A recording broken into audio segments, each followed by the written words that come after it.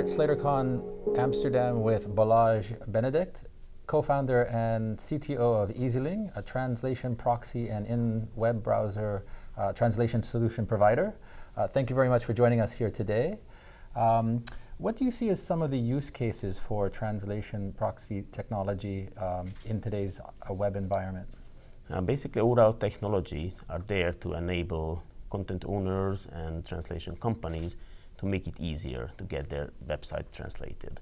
Whether it's a CMS with some content connector enabled or some legacy system, it's always a case that not all the content is accessible with ease. And this way we can bring technology, but more than that, we can also bring the expertise to the table and can help the process, add extra resources to the localization process.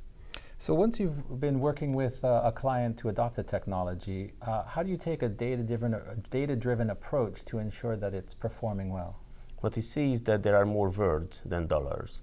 So basically, even if all the content is extracted, and maybe an initial approach can be to translate everything with machine translation, we can have to take it further and spend the money well and figure out which pages, which content should be maybe post-edited or even human translated, and even the target language can be relevant.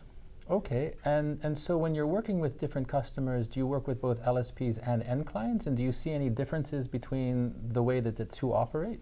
Yeah, our primary contractor partners are the LSPs, and then at the end of the day, we also get in touch and do cooperate on a daily basis with the content owner. So basically what we really see is the major difference is how mature they are in terms of localization.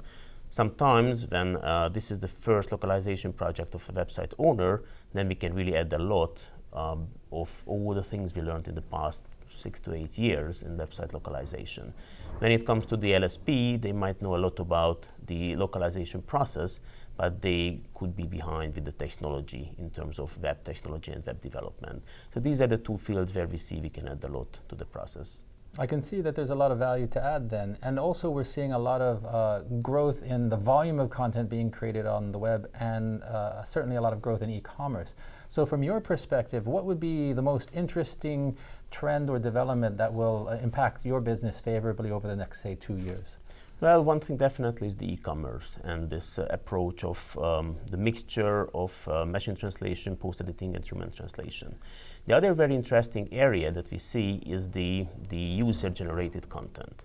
So one such example that is very exciting in a recent case is where there is a forum and how to solve basically the language silo. So instead of having people discussing the same topics over and over in different languages, so why not to have a single forum engine where people can post on their own native language. They read all the existing posts on the native language, but it's all the shared questions and answers. So that's one thing that we are actively doing these days. Well, that does sound exciting, and so we look forward to hearing more on the e-commerce and enterprise localization panel later today. Thank you very much. Thank you.